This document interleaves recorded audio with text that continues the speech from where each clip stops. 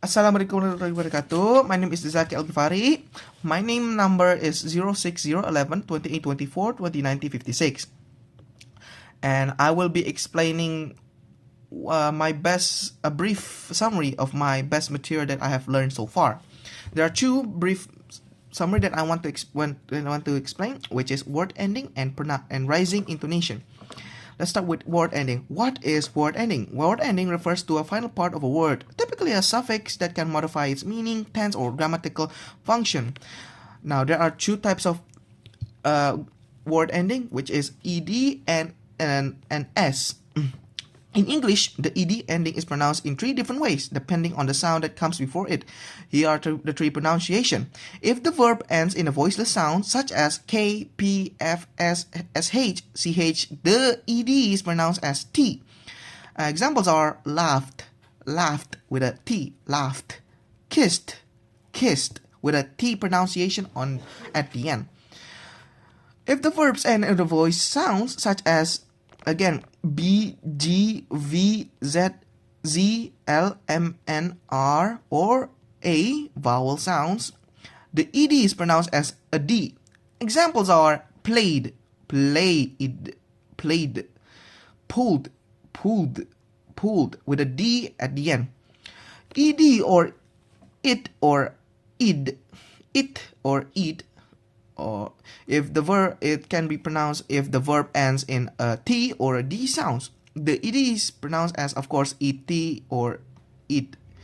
For examples are wanted, wanted, pronounced as wanted, needed, needed, eat.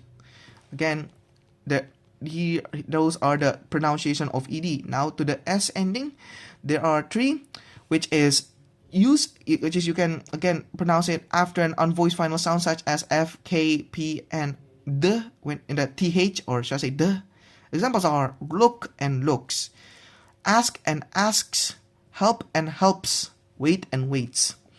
You can use z after a voice final sound such as b, g, l, m, n, r, th, the, and v, and vowels, of course. For examples are sob, sobs, roam, roams, believe, believes, need, needs. And the last one is use easy or is, your is or is, after a consonant that makes a buzzing or hissing sound, such as ch, sh, j, s, and z. Remember that ez adds an extra syllable. For example, pushes, push, pushes, watch, watches, dress, dresses, judge, and judges. That is the word ending. Of course, there are only two word endings, which is an ed and an s. Now we go to the rising intonation. What is rising intonation? Rising intonation usually used in a common future of a yes or no question, an information question, or WH question. It is also usually used to attract somebody's attention or to express offering. The voice arises at the end of the sentence. Rising intonation can also be used in question tags to indicate that the speaker is unsure of the answer and is looking for information. When to use it? Of course, there are three things that you can use it for. When you're seeking clarification or confirmation, just like I said before, showing surprise or emphasis, and echo questions. There are many different types of rising intonation. For examples are WH questions. Examples for WH question is what are you doing? Why is she late? How are you? Yes, for yes or no question, here's some examples. Are you coming? Yes, I'm coming. May I join with you? Those are the yes or no questions. The next is question tags. You're Indonesian, aren't you? Now for the common clause is let's go. Come on, go on, go out. Now for the final examples for the rising intonation is communication function, which is hello, Tara, can I help you? Really? Those are the rising intonation. I think that's what I have learned the best so far. Those two materials, and I will be explaining material that I need to relearn, and I think I need to study it much more better. Which is the very first meeting. I think the phonetic symbols. Yes, yes, it is an easy material, but I think I need to relearn it more because there are some because there are some symbols that I do not remember, that I think I need to remember it again. For I think this is because the symbols are very uniquely designed I that some of them I just don't quite remember. And yeah, other than that, I think uh, I think other material that I need to relearn is probably contraction or contraction, and yeah, I think those are, I think I think those two materials that I think need to relearn again.